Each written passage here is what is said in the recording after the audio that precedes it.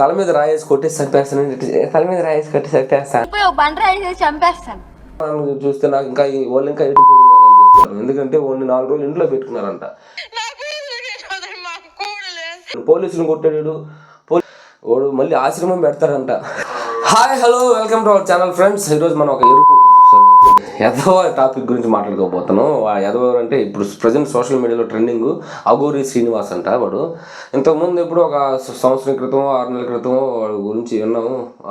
మాత నేను సనాతన ధర్మాన్ని కాపాడడానికి వచ్చాను, లోక కళ్యాణం కోసం వచ్చాను, నేను మాతగా మారాను, నేను మనుషుల శవాన్ని, మా పూర్వీకుల శవాన్ని, లేకపోతే మా బంధువుల శవాలు చచ్చిపోతే వాళ్ళ కాడకు వచ్చి వాళ్ళ శవం మీద కూర్చొని వాళ్ళ మీద మాంసం కోసుకొని తింటాను, ఇలాంటి పిచ్చి ఏదో డైలాగులని చెప్పి సోషల్ మీడియాలో ట్రెండ్ అవుతూ ఉన్నాడు.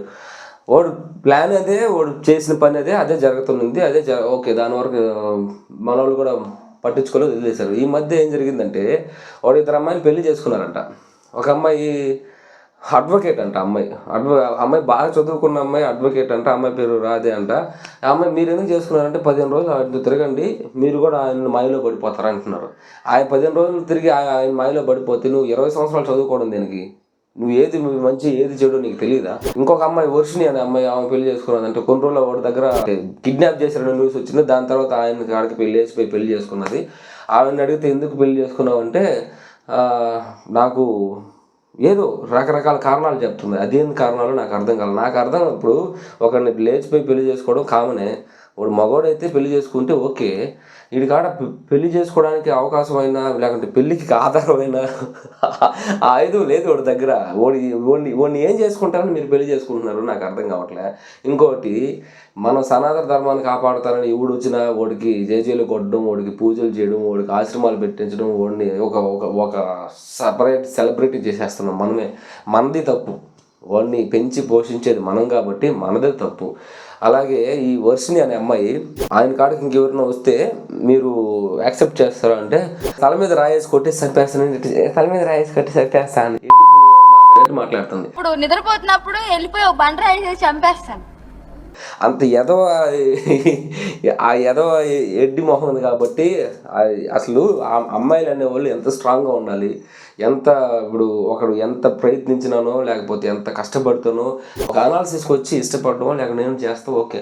అందులో వాడు అబ్బాయి అయితే అబ్బాయి కాదు, వాడికి ఇంతకుముందు ఒక ఇన్సిడెంట్ జరిగి వాడికి అంటే వాళ్ళ ఊర్లో ఏదో అమ్మాయిని గెలికిన దానికి వాడు చెట్టుకు కట్టేసి వాడు లింగానికి వాత పెడితే అది ఇన్ఫెక్షన్ అయిపోతే వాళ్ళు ఆపరేషన్ చేయించుకున్న డబ్బులు లేక వాళ్ళు హిజ్రాలో అంటే ట్రాన్స్జెండర్గా మారిపోవడానికి ముంబై వెళ్ళిపోయి ఆపరేషన్ చేయించుకొని వాడు అమ్మాయిలాగా మారిపోయి ఆ తర్వాత అక్కడే ముంబైలోనే వ్యభిచారం చేసుకుంటూ బతికిన వాడు ఇక్కడ తెలుగు రాష్ట్రాల్లో మాత్రం సోషల్ మీడియాలో ఇలాంటి ఏ చిన్న టాపిక్ వచ్చినా హైలైట్ అయిపోతాం. వాడికి అనిపించి ఆ తర్వాత ఇక్కడికి వచ్చి ఇవన్నీ చేస్తున్నాడు.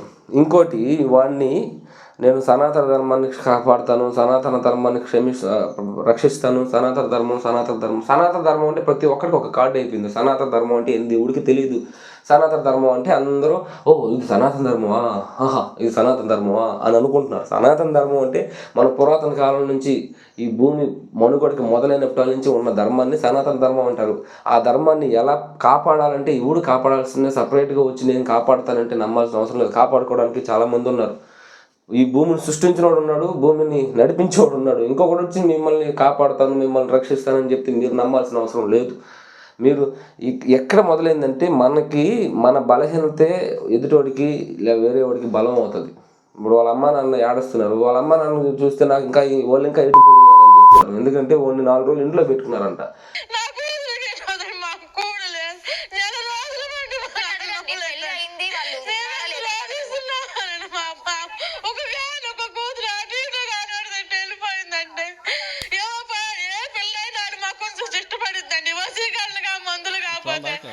వాడు మొహం చూస్తేనే 4 రోజులు అన్నం పొద్దు 4 రోజులు వాడు ఇంట్లో పెట్టుకుని ఎట్టసాగారు. ఆ తర్వాత ఇంట్లో నుంచి వీళ్ళిద్దరు పారిపోయారంట.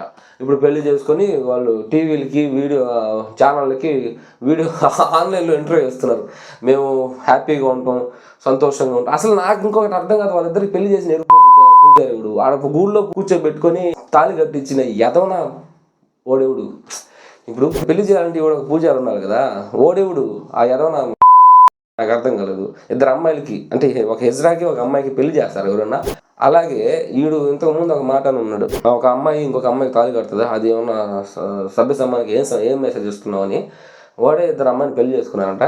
వాడు చేసుకోవడం తప్పు కాదు, చేసుకోవడానికి ఇంకొక అమ్మాయి వెళ్ళి వాడి దగ్గర కూర్చుంది కదా, అది నాకు దరిద్రం అనిపిస్తుంది. ఓకే, మనం ఇంకేం చేయలేము. ఇలాంటి ఎదవలు వస్తూనే ఉంటారు, పోతూ ఉంటారు కాదు. వచ్చినప్పుడు వీడు ఏంది, వీడు ఎవరు ఏంది, వీడి విషయం ఏందని మన గవర్నమెంట్ అన్నా పట్టించుకోవాలి. వీడు ఎందుకు ఎట్లా చేస్తున్నాడు అని పోలీసులను కొట్టాడు, పోలీసుల్ని తిట్టాడు. పోలీసులను కొట్టినా కూడా కామ్గా ఉన్నారు. పోలీసులను బండ బూతులు తిట్టాడు, అయినా వాళ్ళు కామ్గా ఉన్నారు. ఇక్కడ మళ్ళీ ఎక్కడ సనాతన ధర్మం గురించి వాళ్ళందరూ వచ్చేస్తారు. ఏదన్నా పోలీసులను కొట్టినప్పుడు వీళ్ళందరూ రారు. సనాతన ధర్మం గురించి మాట్లాడిన వాళ్ళని కొట్టాడు ఈ పోలీసు అన్నప్పుడు మొత్తం సనాతన ధర్మంకి సంబంధించిన ఎవడో కూడా తెలియదు, అందరూ వచ్చి మాట్లాడేస్తారు. ఒక లైవ్ డిబేట్లు జరుగుతాయి, ఒక పెద్ద డిస్కషన్ జరుగుతుంది. వీడు మళ్ళీ హ్యూమన్ రైట్స్ కూడా వస్తాయి.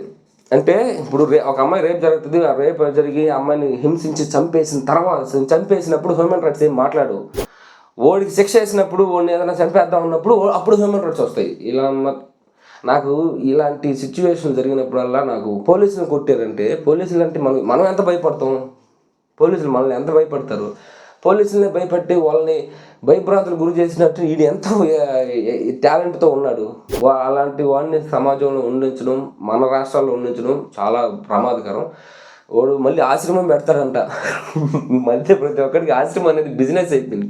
ఆశ్రమం అనుకోవడం, ఆశ్రమం పెట్టుకోవడం, ఆశ్రమం పెడతా ఉండడం. ఆశ్రమం అంటే ఏంది?